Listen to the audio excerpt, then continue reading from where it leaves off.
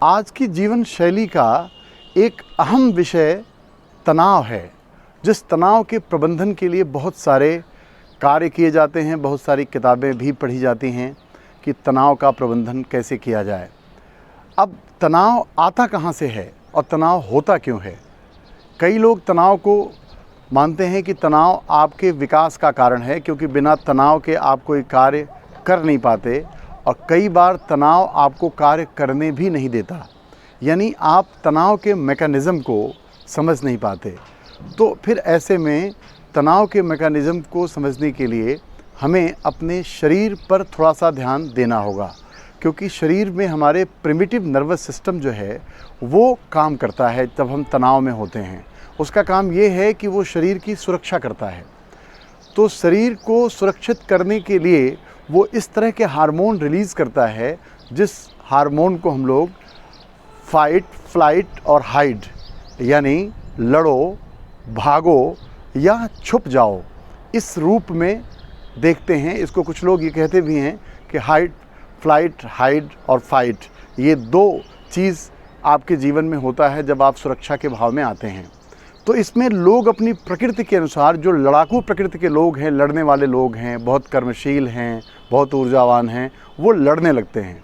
खुद से भी लड़ते हैं और आसपास जो उनके संबंधी लोग हैं उनसे भी वो लड़ते हैं। क्यों? क्योंकि वो एक सुरक्षा चाहते हैं। वो कहीं न कहीं तनाव में हैं, इस नाते सुरक्षा चाहते हैं। कुछ ऐसे लोग होते हैं जो कंप्रोमाइज़िंग नेचर के होते हैं, हम्बल नेचर होता है उनका। तो वो क्या करते हैं, वो उसमें सोचते हैं कि वो उससे उसको ओवरलुक करें, छोड़ दें, तो उससे अपने को दूर करने का, उससे अपने भागने की कोशिश करते हैं, यानी जीवन से वो भागने लगते हैं। एक एस्केपिज़म उनकी लाइफ में आने लगता है इसी हार्मोन की वजह से। और कुछ लोग ऐसे होते हैं जो अपने को बचाते हैं ऐसी परिस्थितियों से, छिपने की कोशिश करते हैं।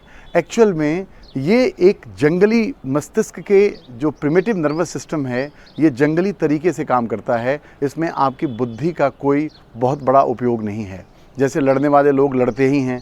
आप कभी भी अपने जीवन को अगर देखिए तो आप अपने जीवन में जो बहुत ही मधुर संबंध है, उस मधुर संबंधों में भी जब कभी तनाव की स्थिति पैदा होती है तो आप अनायास लड़ने लगते हैं, या अपने को चुप रखने लगते हैं, या फिर अपने को उन परिस्थितियों से बचाने का प्रयास करते हैं। सोचते हैं कि कुछ दूर कहीं चले जाएं, या जगह बदल दें, या परिस्थितियों को बदल दें। तो इस तरीके से हम लोग करने का प्रयास करते हैं, लेकिन ये प्रयास जो है वो हमारा प्रोटेक्शन मैकेनिज़्म है बॉडी का। लेकिन अब हमें विचार ये करना है कि ये तो चलता रहेगा, लेकिन क्या ये उपाय है? तो इस उपाय से बचने के लिए हमें तनाव से बचना होगा।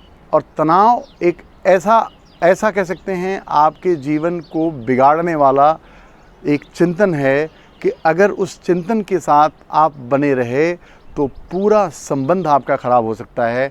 और की बात छोड़िए, आप मानसिक रोग के शिकार भी हो सकते हैं, जो बहुत तेज़ी से दुनिया में बढ़ रहा है। तो इसको समझने के लिए हमें खुश रहना पड़ेगा, या फिर ऐसी स्थिति अपने जीवन में जनरेट करनी पड़ेगी जिसको आप कह सकते हैं कि आपके ब्रेन का एक हिस्सा नियोकॉर्टेक्स है, जो सोचना सिखाता है। यही हिस्सा आपको पशुओं से अलग करता है, क्योंकि पशु अपने कार्य पर, अपनी भाव दशा पर, अपने विचारों पर नियंत्रण नहीं कर पाते।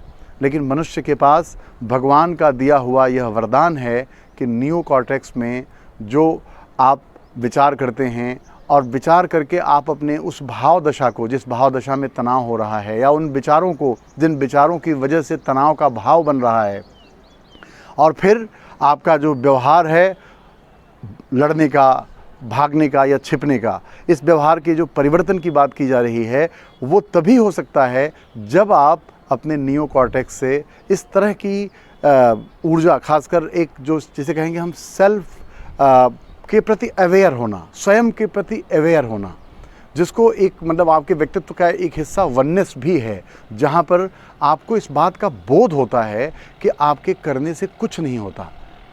ये आपको शुरुआती व्यक्तित्व में, जिस समय आप लोगों पर ब्लेम करते हैं, जो बहुत सामान्य व्यक्तित्व है, उसमें भी ये दिखाई देता है कि आदमी हमेशा दूसरों को कारण मानता है।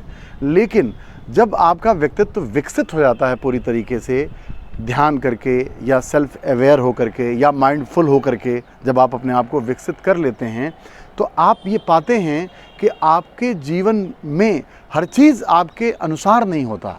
और जब आपकी चीज़ आपके अनुसार नहीं होता, तो ऐसी चीज़ जो आपको तनाव दे रही है, उससे तनाव मुक्त होने का भी विचार आपके अंदर तत्काल उत्पन्न होगा कि ये आपकी वजह से नहीं हुआ। आप अपने को विड्रॉ कर लेंगे उस विचार से, और जैसे ही आप उस विचार से विड्रॉ करेंगे, वो विचार धीरे धीरे सबसाइड हो जाएगा, हट जाएगा अपने आप।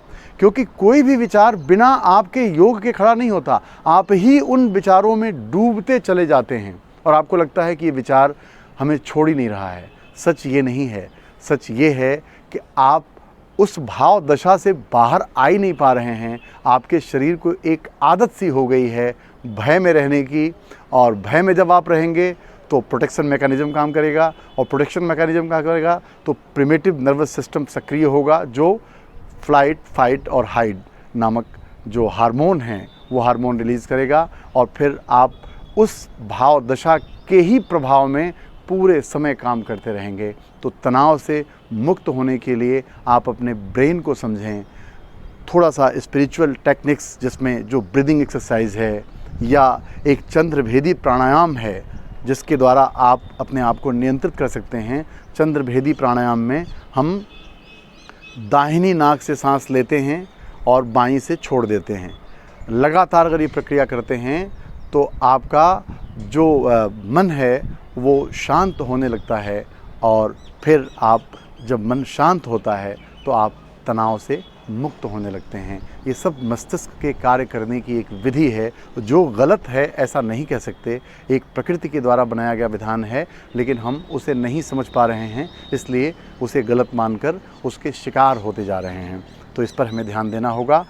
इस विषय को आगे बढ़ाने के लिए निश्चित ही आप सब्सक्राइब करके लोगों तक पहुंचाएं, क्योंकि आज बहुत सारे लोग इन तनाव के कारणों से जूझ रहे हैं, और कई लोग तो मनोरोग की तरफ बढ़ रहे हैं, जो साइकोसिस से वो न्यूरोसिस से साइकोसिस की तरफ जा रहे हैं। तो ऐसे लोगों को भी लाभ होगा, क्योंकि बिना आपको खुद को समझे आपको कोई भी बदल नहीं सकता। आप ही एक व्यक्ति हैं इस दुनिया में जो अपने आप को बदल सकते हैं। तो आप अपने बदलने के तरीके को जानिए और अपने आप में बदलाव लाइए, और सारी समस्याएं आपसे बढ़कर नहीं हो सकती। आप समस्याओं के समाधान करता हैं, न कि समस्याओं की वजह। धन्यवाद।